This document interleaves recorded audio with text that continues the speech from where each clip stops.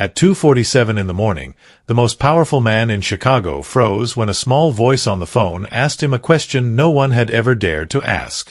"Mister, are you my dad?"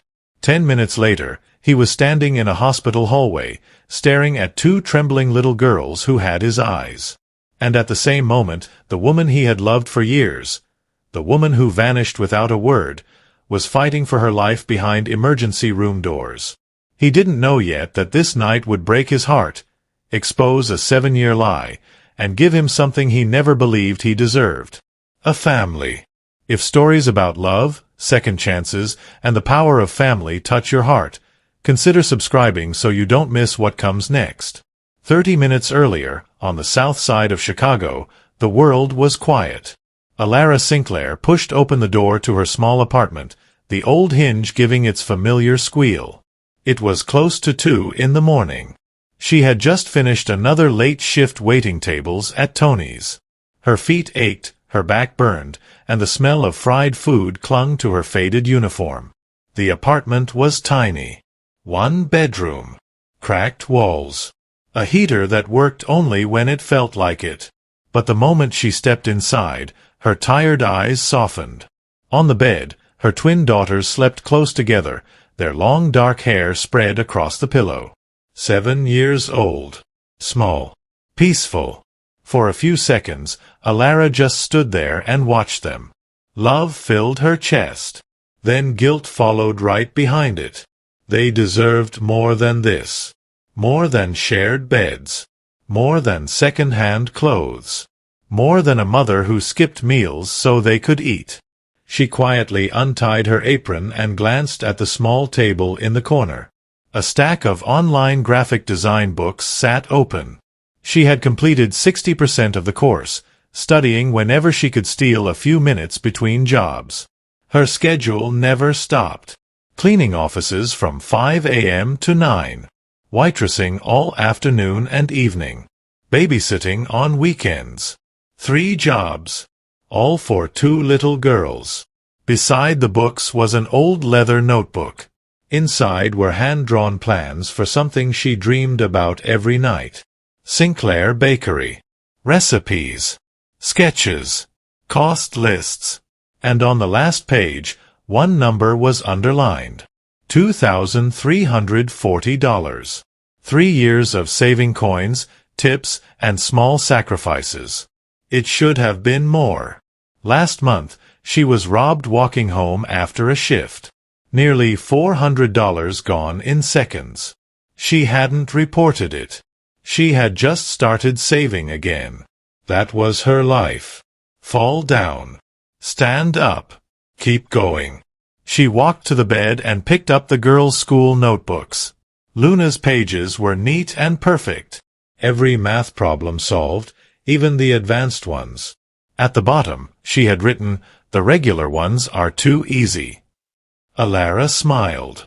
Luna thought like an adult. Always analyzing. Always thinking ahead. Violet's notebook was different. The margins were full of drawings. Flowers.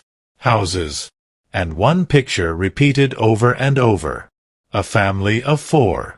A mother. A father. 2 little girls holding hands in the middle. Always 4. Alara traced the drawing gently, and something sharp tightened in her chest. Violet had never stopped dreaming about a father. Alara set the notebooks aside and went to the kitchen. When she opened the refrigerator, her shoulders dropped. A few eggs. Some milk. Bread close to expiration. She would have to stretch it. Again. She reached up for a pan. And suddenly, the room tilted. The light blurred. Her ears rang. She grabbed the table, but her hand slipped. The world went dark. Her body hit the kitchen floor hard. Her head struck the cabinet with a sharp crack. Then everything went still. In the bedroom, Luna's eyes opened. She was always a light sleeper. 7 years of uncertainty had trained her that way. She sat up. "Violet," she whispered, shaking her sister. "Something's wrong." They ran to the kitchen. And froze.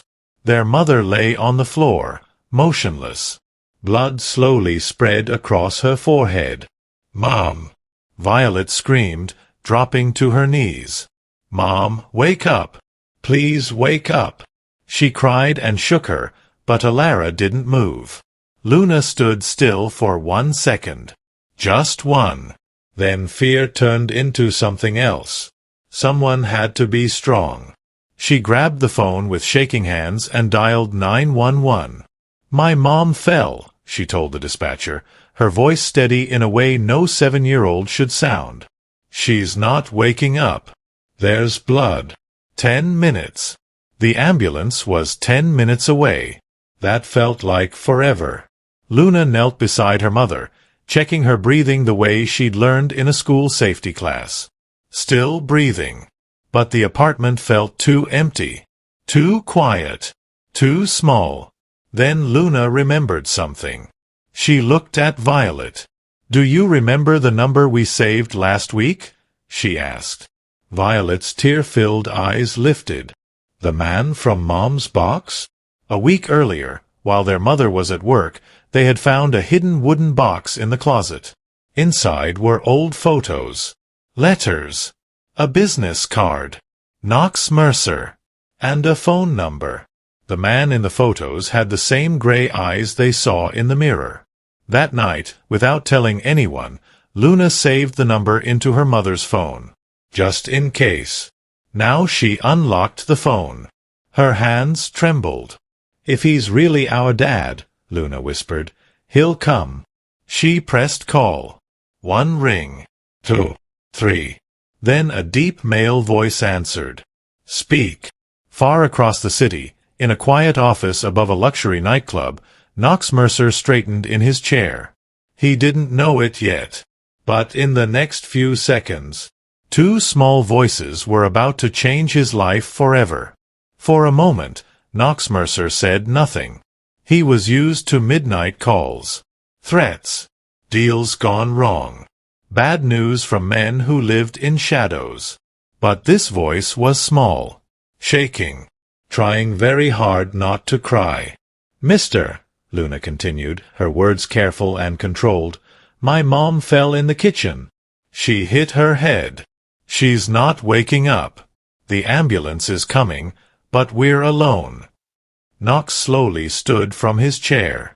The office around him suddenly felt distant, like it belonged to someone else. "What's your name?" he asked, his voice lower now. "I'm Luna. I'm 7. My sister Violet is 7 too. We're twins." 7. Something tight pulled inside his chest. "And your mother's name?" he asked. "Alara," Luna said. "Alara Sinclair." The name hit him like a punch. For 7 years, he had searched for a woman who disappeared without a trace. For 7 years, he had woken up with her face in his mind and an empty place in his life. Alara. His hand tightened around the phone. "Where are you?" he asked. Luna gave the address, reading it slowly and clearly, just like a grown-up. A poor neighborhood. South Side. Knox was already moving. "Stay on the phone with me," he said. "I'm coming." He ended the call and walked fast toward the door. Tristan, his right-hand man, was already standing outside, reading his expression. "What happened?" "Hospital," Knox said. "Now." The car was moving within seconds. Chicago's empty streets blurred past as Tristan drove like a man who understood that this was not a normal night. Knox held the phone to his ear. "Luna," he said, "talk to me. Tell me about your mom." For the next 10 minutes, the little girl spoke. She told him about their apartment, about the 3 jobs, about how their mother woke up at 4 in the morning, about how she always said she wasn't hungry so the girls could eat, about the robbery, about the online classes, about the dream of opening a bakery. Each word felt like weight pressing down on Knox's chest. While he lived in a mansion, while he ate meals prepared by a private chef, the woman he loved had been struggling like this. Alone. "Mister," Luna said quietly after a pause, "are you still there?" "I'm here," Knox answered, his voice rough. "I'm not going anywhere." The car stopped at the hospital entrance. Knox was already out before it fully stopped. He ran through the doors, the bright lights hitting his eyes. The smell of disinfectant. The quiet tension of the emergency room. Then he saw them. Two small girls sat close together on plastic chairs. One was crying softly, holding a notebook against her chest. The other sat straight, her eyes scanning the room, alert and watchful. Long dark hair. Gray eyes. His eyes. Knox stopped walking. For a second, he couldn't breathe. The crying one looked up first. Their eyes met. Her face lit up with sudden hope. "You came." She jumped off the chair and ran toward him, her small arms wrapping around his leg. Knox stood frozen. He had faced men with guns without fear. But this terrified him. Slowly, he knelt down. His arms closed around her small, shaking body. "I'm here," he whispered. She pulled back and handed him the notebook. "I drew this for you," she said. "For Dad." Knox opened it. A simple pencil drawing. For people holding hands. Above them, written in careful letters, "Family." His vision blurred. But not both girls ran to him. Luna was still sitting. Watching. Her gray eyes studied him, calm and sharp. Knox stood and walked closer, still holding Violet. Before he could speak, Luna said quietly, "If you're our dad, why didn't you find us?" The question landed heavy between them. Knox swallowed. "You're right," he said honestly. 7 years is too long. I didn't know you existed." Luna didn't react right away. She kept studying him. "So what do you want?" she asked. Knox slowly knelt in front of her. "I want a chance," he said. "I know you don't trust me. I wouldn't either. But I'll prove it with what I do. I'm not going anywhere." Luna tilted her head slightly, thinking. "A promise doesn't mean anything," she said, "unless you keep it." "I know," Knox replied. "So I will." She didn't hug him. But she didn't move away either. They waited together for hours. Violet eventually fell asleep in Knox's arms. Luna stayed awake, sitting beside him, close enough to feel his presence, but still careful. Near 4 in the morning, a doctor finally approached. Knox stood immediately. "How is she?" he asked. The doctor glanced at the girls. "We should talk privately." Knox turned to Luna. "Can you sit with your sister for a moment?" She nodded. A few steps away, the doctor spoke quietly. "She has severe anemia. Long-term malnutrition. Her body is very weak." Knox's jaw tightened. "There's more," the doctor continued. "We found a large ovarian cyst. It could rupture. She needs surgery immediately." "What are the chances?" Knox asked. "About 75% success.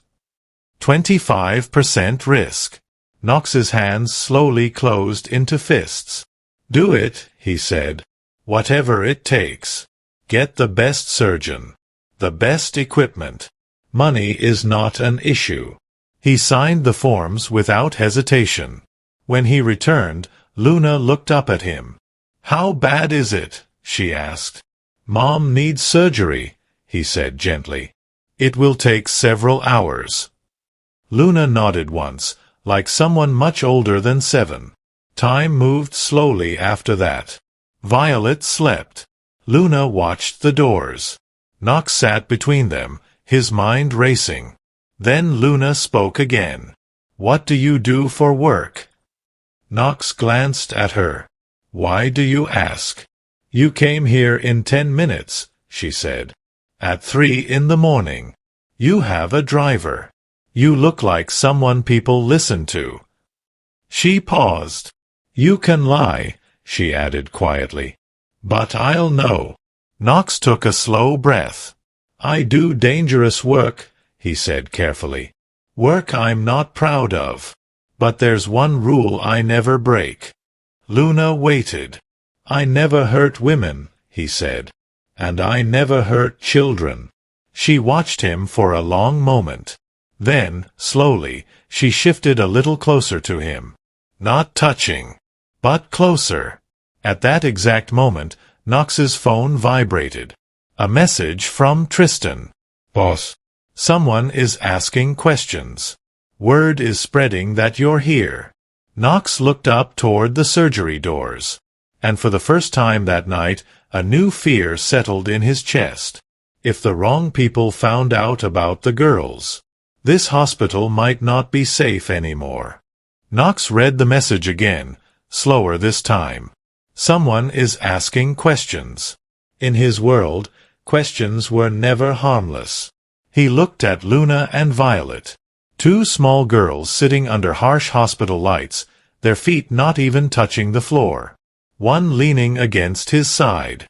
The other watching the surgery doors like her whole world was behind them. For 7 years, they had lived quietly.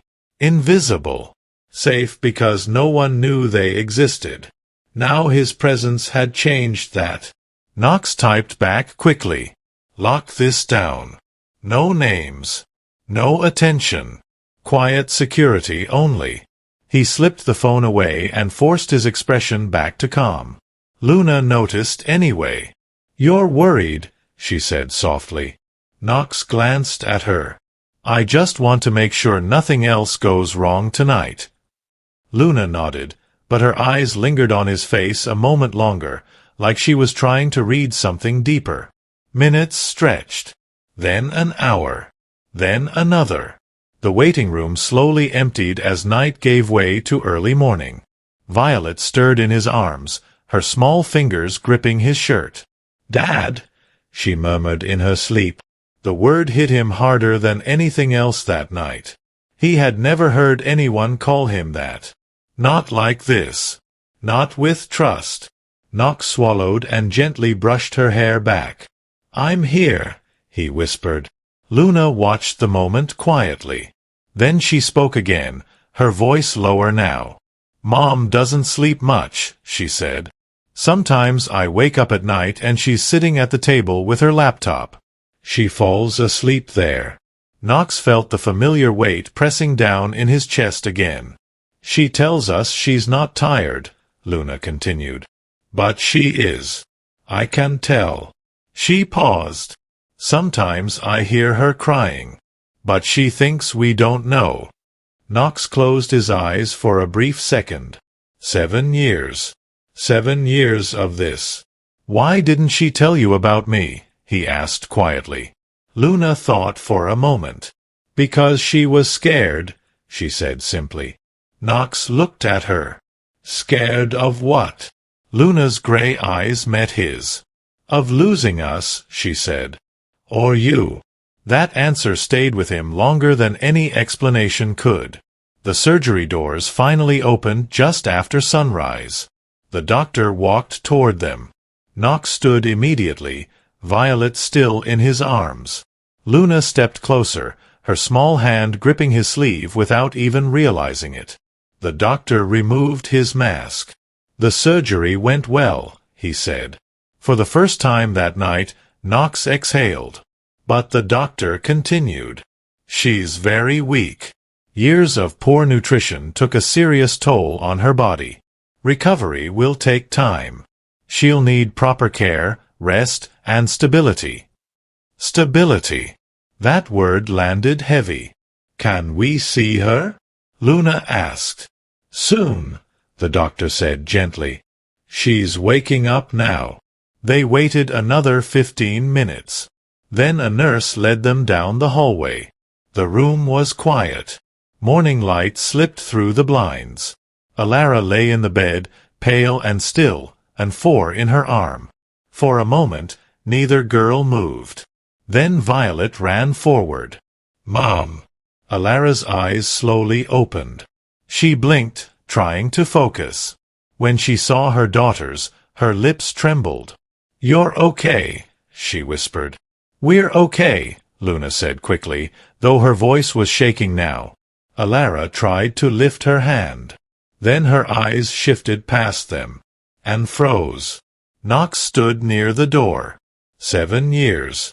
7 years of absence, silence, memories, and unanswered questions. Now he was standing there, real, solid, closer than he had ever been again. Alara's breathing quickened. The heart monitor began to beep faster. "Knox," she whispered. The room went very still. The girls looked between them, sensing the tension but not understanding it.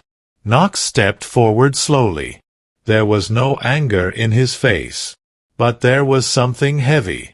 Controlled. 7 years of emotions locked behind steady eyes. 7 years, he said quietly. Alara's fingers tightened around the blanket. "I can explain," she whispered. Violet looked confused. Luna watched carefully, her expression serious. Knox glanced at the girls. "We'll talk," he said to Alara. "But not in front of them."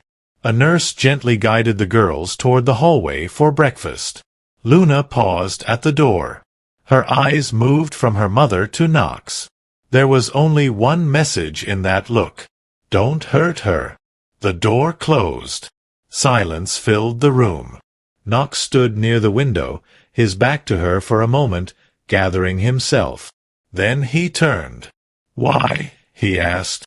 The question was simple, but it carried 7 years of pain. Alara's eyes filled with tears. "After the night I saw you, what you did, I was terrified," she said. "I didn't know who you really were." "You could have asked," Knox said quietly. "I was going to," she whispered. "Then I found out I was pregnant." Knox's breath stopped. "I wanted to come back," she continued. "I wanted to tell you. I thought maybe the baby would change everything." She swallowed. "But someone found me first." Knox's eyes narrowed slightly. "Your uncle," she said. The room went cold. "He told me you knew," she continued, her voice breaking.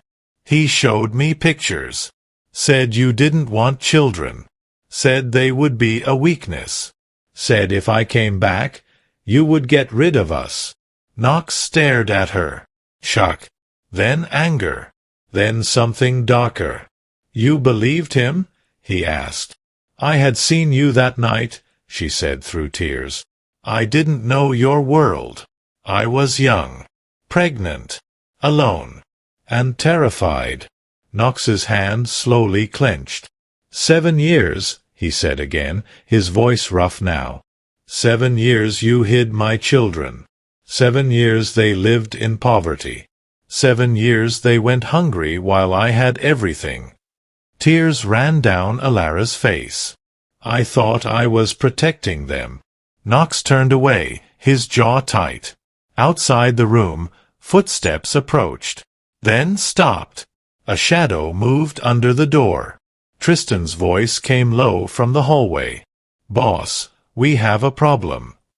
Knox looked toward the door. Because trouble had just followed his family straight into the hospital. Knox opened the door just enough to step into the hallway and pulled it closed behind him. Tristan stood there, his expression tight, voice low. "We picked up chatter," he said. "Castellano's people know you came to this hospital. They don't know why yet. But they're asking questions." Knox's eyes hardened. "How close?" he asked. "Too close," Tristan replied. "One of their spotters was seen outside about 20 minutes ago. We moved him along, but if they connect the dots—" He didn't finish the sentence. He didn't need to. If Knox's enemies discovered he had children, the girls wouldn't just be family. They would become leverage. Knox glanced back at the closed hospital room door. Behind it was a woman who had spent 7 years starving herself so her daughters could eat. 2 little girls who had just found their father hours ago. and already danger was circling. "No attention," Knox said quietly. "No guns out. No panic. Get our people in plain clothes. Rotate positions. I want eyes on every entrance." Tristan nodded. "And the girls?" he asked. Knox hesitated for just a second. "They don't leave my sight," he said. When he went back inside, Alara was watching him. She didn't ask what Tristan said. She didn't need to. "I told you," she said softly. "Your world is dangerous." Knox didn't deny it. "I'll handle it," he replied. Alara's eyes moved to the door, where their daughters would return any moment. "That's what scares me," she said quietly. Before Knox could answer, the door opened. Luna walked in first, holding Violet's hand. A nurse followed with a tray of toast and juice. The girls hurried to the bed.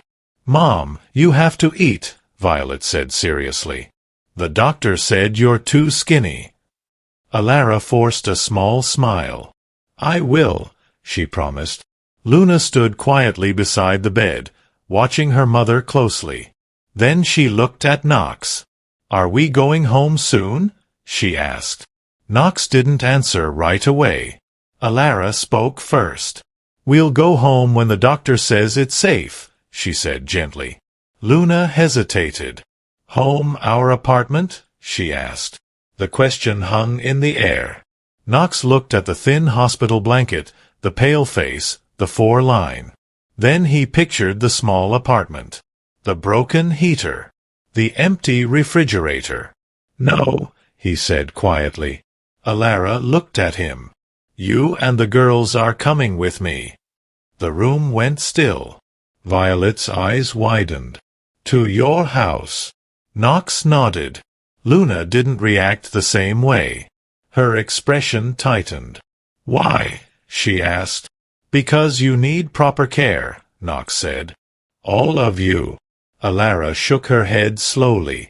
"I can't just move into your life like that."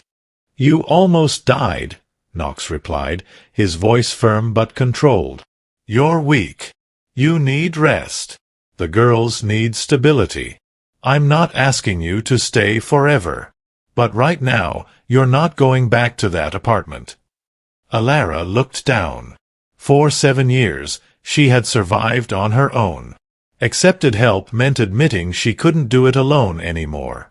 "I don't want to depend on you," she said quietly. "You're not," Knox answered. "The girls are my responsibility, too. You carried this alone long enough." Silence settled between them. Then Violet spoke softly. "Mom, I want to see where Dad lives." Alara closed her eyes for a moment. When she opened them again, there was exhaustion there. And something else. Relief she didn't want to admit. "Just until I recover," she said. Knox nodded once. "Just until you recover." 2 days later, when Alara was discharged, the black car waited outside the hospital. The ride was quiet. Violet pressed her face to the window, watching the city change as they drove north. Buildings grew taller. Streets cleaner. Stores brighter. Luna didn't say anything, but her eyes moved carefully, observing everything. The car finally stopped in front of tall iron gates. They opened slowly. Beyond them stood a 3-story house surrounded by gardens and trees. Violet gasped. "Is this your house?" Knox stepped out and opened her door. "This is your home now," he said gently. Inside, everything felt too big. High ceilings. Wide hallways. Sunlight pouring through tall windows. Violet turned in circles, overwhelmed. Luna walked slower, her eyes scanning the security cameras, the guards near the entrance, the quiet staff moving through the house. Alara stood near the doorway, suddenly feeling smaller than she had in years. This world was too far from the one she knew. Knox led them upstairs. He opened the first door. Purple and white filled the room. A canopy bed. A reading corner. And near the window, an art space with paints, brushes, and a brand-new easel. Violet covered her mouth. "This is for me?" Knox nodded. She ran forward and hugged him without hesitation. "I love it, Dad." The word came naturally, like it had been waiting years. Knox held her carefully, his chest tight. Then he opened the next door. Blue and white. Simple. Clean. One entire wall was covered with books. Science, history, puzzles, advanced math. A chess table sat near the window. Luna stepped inside slowly. She ran her fingers along the spines. Her eyes softened just a little. She didn't hug him, but she whispered, almost to herself, "You remembered what I like." Knox didn't answer. He didn't need to. Down the hall, Alara stood watching. The girls looked happy, safe. For the first time in years, she didn't see worry on their faces. But something still felt heavy in her chest. That evening, after the girls fell asleep in their new rooms, she found Knox on the balcony. Chicago lights stretched across the distance. "This place is beautiful," she said quietly. Knox nodded. "But it doesn't feel like home yet," she added. He turned to look at her. "Why?" Alara hesitated. "Because safety behind walls isn't the same as peace," she said.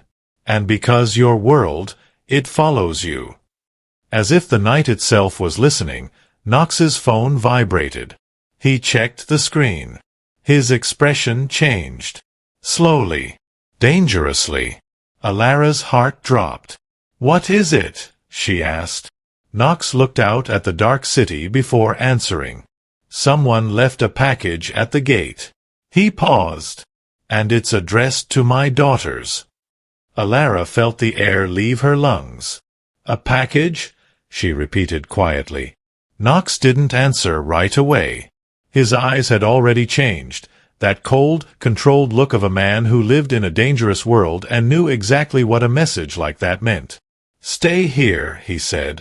But Alara shook her head. "No. If this is about my daughters, I'm not staying anywhere." For a moment, he looked like he might argue. Then he nodded once. They went downstairs together.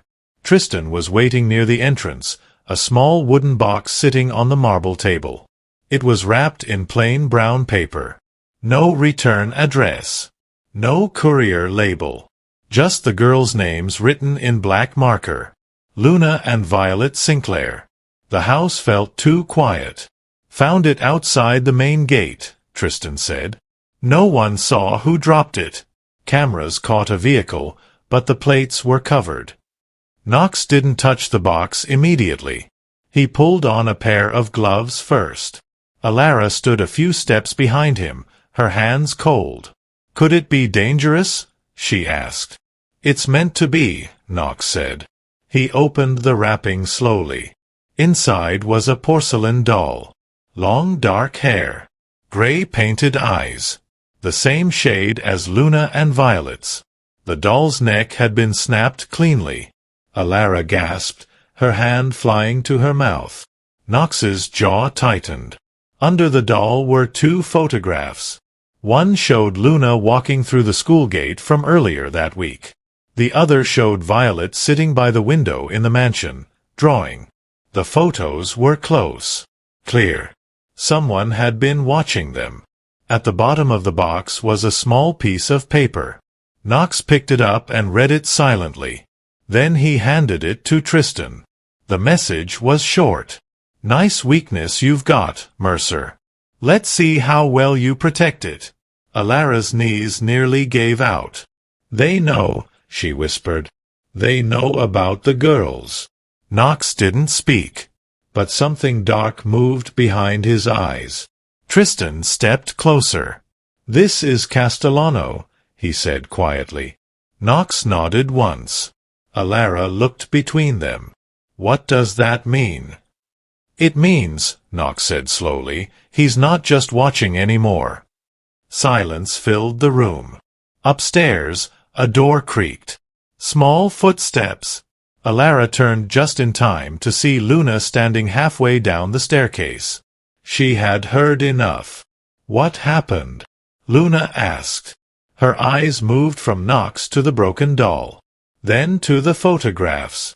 She didn't panic, but her face went very still. Violet appeared behind her, rubbing her eyes. Mom. Alara rushed forward and pulled them both into her arms. It's nothing, she said quickly. Just something from Dad's work. Luna didn't believe it. Her eyes stayed locked on Knox. Are we in danger? She asked quietly. Knox walked toward her and knelt so they were eye level. I won't let anything happen to you, he said.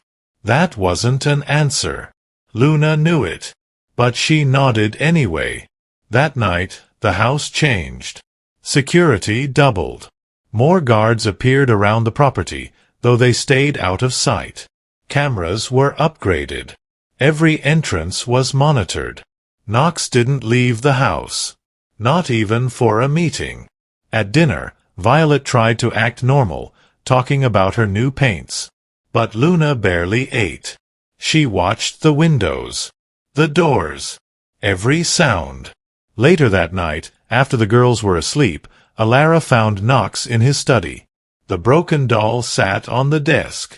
You were right, she said quietly. Knox looked up. This world follows you. He didn't argue. Instead, he said something that surprised her. I should have handled Castellano years ago. Alara crossed her arms. And now what? You go after him? Start a war? Put the girls in the middle of it? His silence answered her. She stepped closer. If you react the way he wants, he wins. Knox's jaw tightened. You don't understand how this works. I understand fear, Alara said softly. I lived with it for 7 years. That stopped him. If you turn this into violence, she continued, it doesn't end.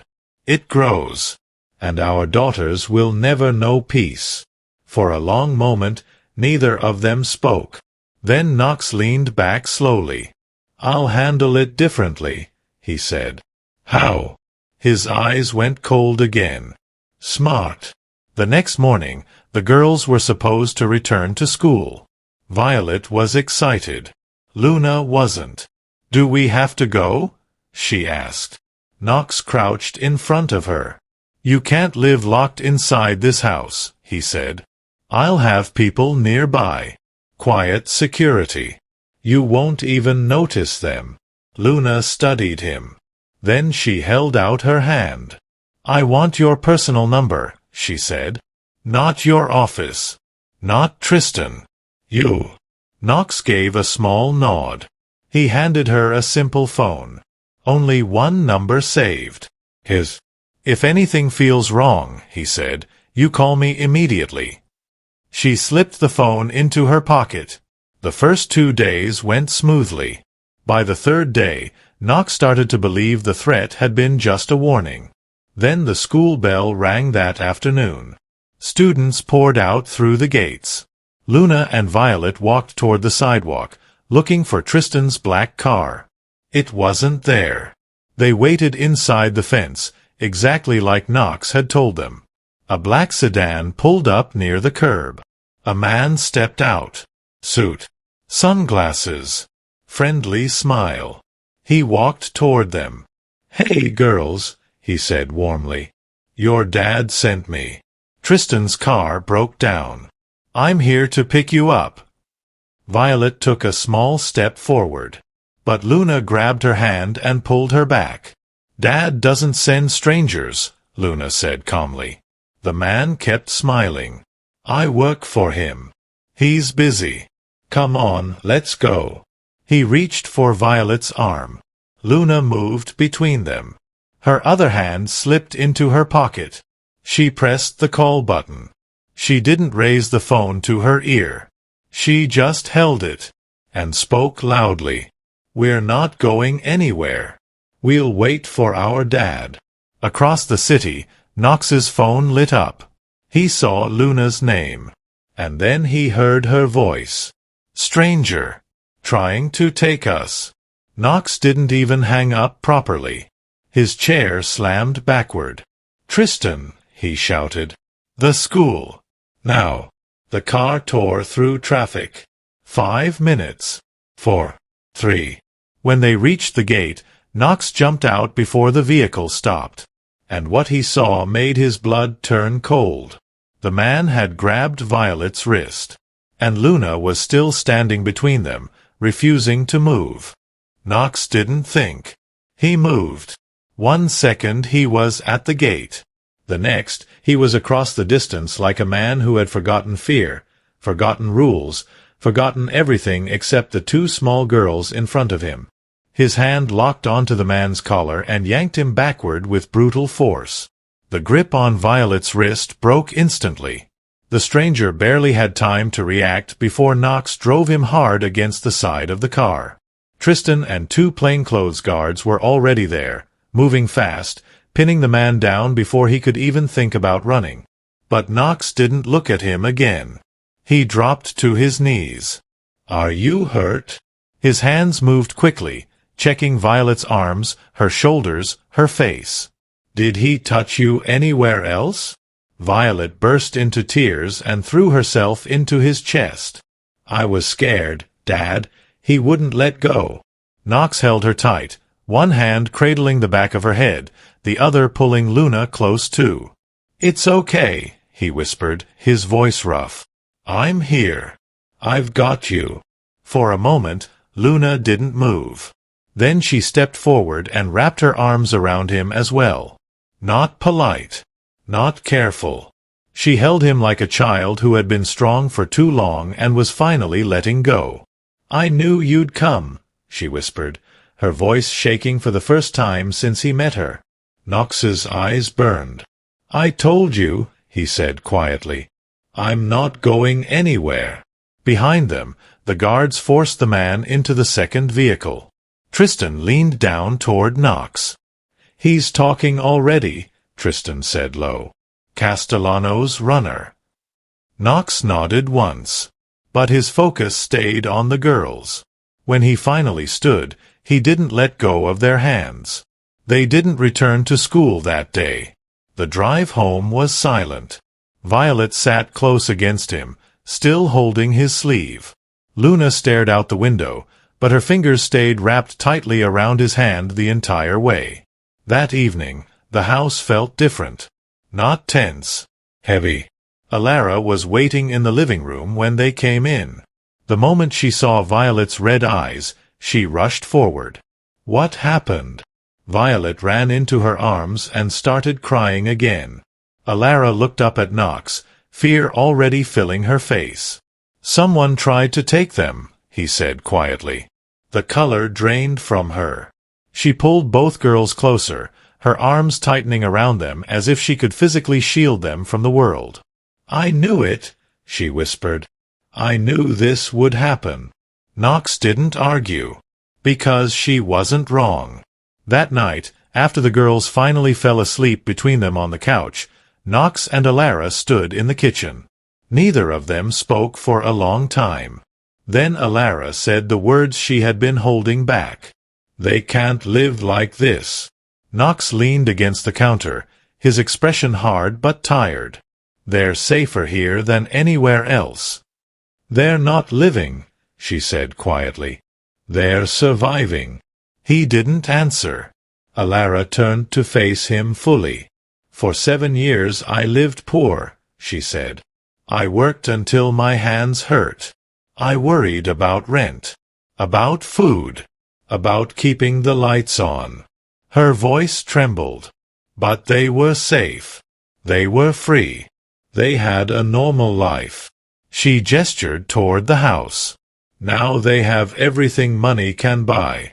And they're afraid to walk outside." Knox ran a hand across his face. "You think I don't see that?" he asked. "Then what are you going to do?" For a moment, he didn't answer. Then he said quietly, "I'm ending this." The next morning, Knox didn't go to the office.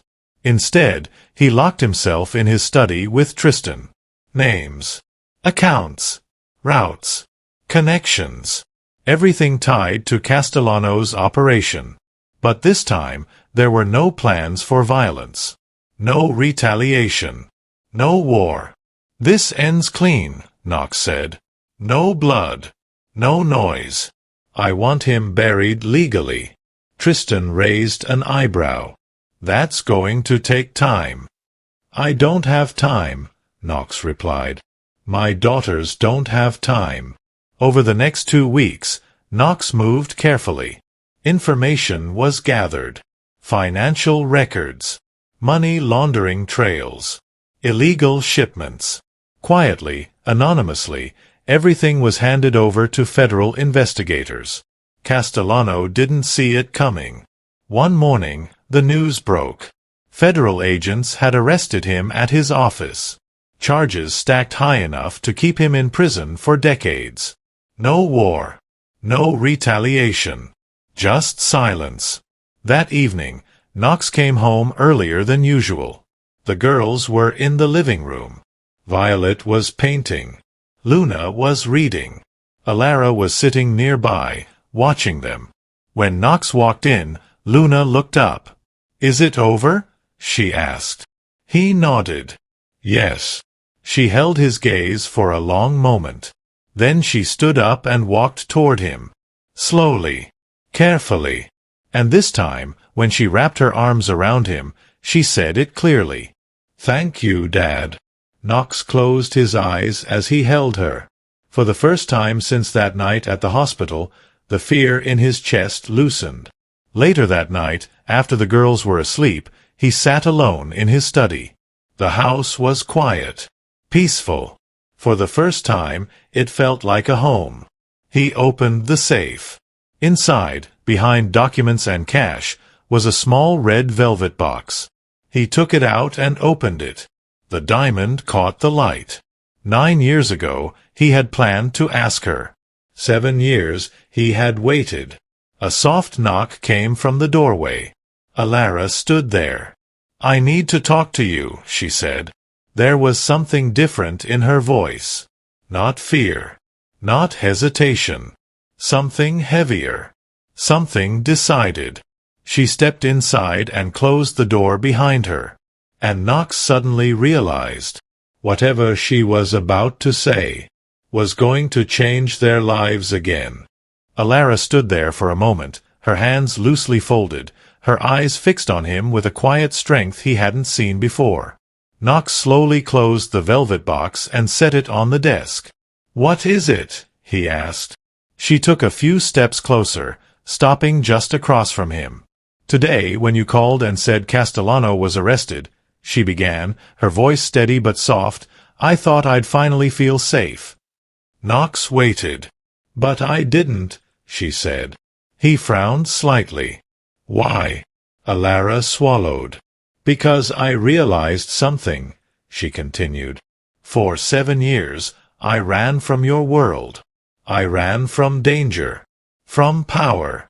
From everything that came with you." Her eyes filled, but she didn't look away. "And in all that running, life still found a way to hurt us." Knox didn't move. "Raymond found me," she went on. "The robbery happened. I collapsed from exhaustion. The girls grew up without a father. Fear was still there, just in a different form." She drew a slow breath. "I kept telling myself that staying away from you was protecting them." Silence filled the room. "But today," she said quietly, "when Luna called you, and you reached the school in minutes, when you held them like your whole world was breaking." Her voice trembled. "I realized something I should have understood years ago." Knox's chest tightened. "You're not the danger," she said. "You're the protection." For a long moment, neither of them spoke. Then she stepped closer. "I don't want to run anymore," she said. "I don't want a life where I'm strong alone and scared every day. I don't want to keep building walls between us." Her hand lifted and rested lightly over his heart. I want a life where the girls grow up with both of us. Where we face whatever comes together. Knox's voice came low. Are you sure? Alara nodded, tears slipping down her cheeks. I've loved you through fear. Through distance. Through 7 years of silence. I think that means something. She smiled weakly. And if we're being honest, I never stopped listening to your old voicemails at night. Even when I told myself I was done with you. Knox let out a quiet breath that almost sounded like a laugh. 7 years. 7 years of loving each other from opposite sides of fear. He picked up the velvet box again. Alara's eyes widened slightly. I bought this 9 years ago, he said. I was going to ask you on the night everything fell apart. He opened the box. The diamond caught the light between them. I kept it, he continued, not because I was waiting for the past, but because I never found a future that didn't have you in it.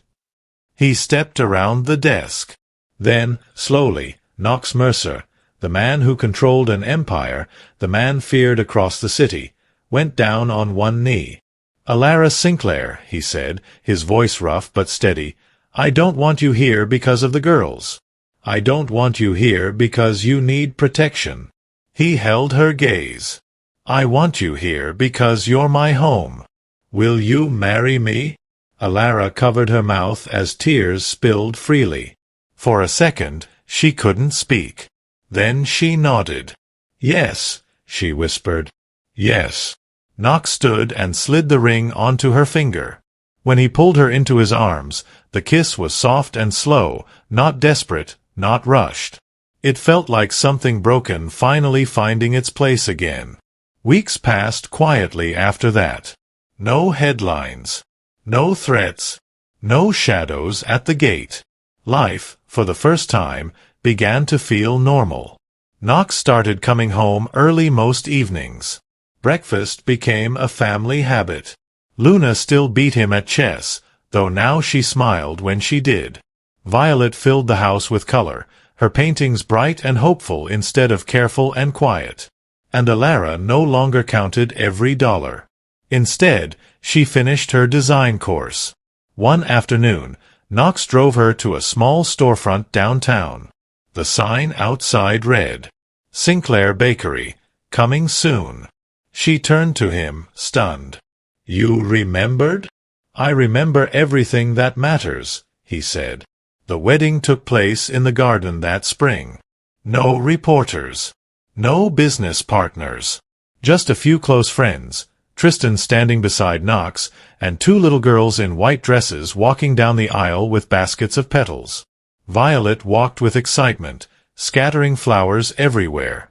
Luna walked slower, careful and proud. When Alara appeared, simple and beautiful, Knox looked like a man seeing light after a very long night. But the moment that stayed with everyone came at the end. When the ceremony finished, Luna stepped forward. She took Knox's hand, then her mother's, and placed their hands together. Her voice was calm, but her eyes were shining. We don't need a big house, she said softly. Or guards. Or money. She looked up at them. We just needed a family.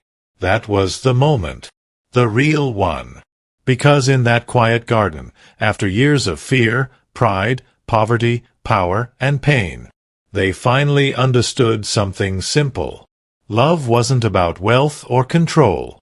It wasn't about running or protecting alone. The emotional truth of their journey was this. A family isn't built by money or strength. It's built by staying, by forgiving, and by choosing each other again and again. Years later, Sinclair Bakery became a neighborhood favorite. Knox still ran his business. But every morning, before anything else, he stopped by the shop. Sometimes to drink coffee. Sometimes to fix something. And sometimes just to stand behind the counter and watch Alara laugh with customers while Luna did homework at a corner table and Violet sketched new designs for cake decorations. Power had given him everything. But love had given him what mattered. If this story touched your heart, Consider subscribing so you don't miss the next one. And tell us in the comments, which region are you watching from?